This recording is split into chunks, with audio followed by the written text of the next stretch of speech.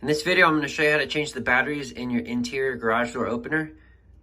Yours might have stopped working recently, or it's starting to work intermittently. So typically what that means is that your batteries are dying. It's pretty easy to change the batteries.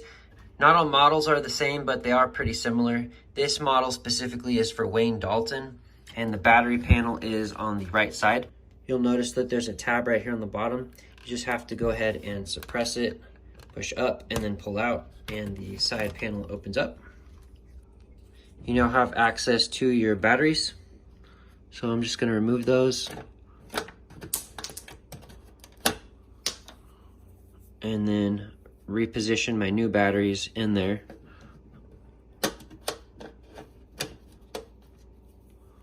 going to make sure that you orient them the same way. In my specific scenario, the positive side points upward.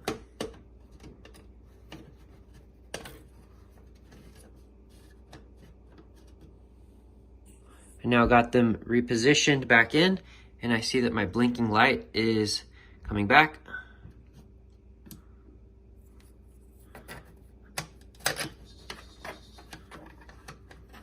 I'm going to go ahead and close the panel, put that plastic piece back in, and then test.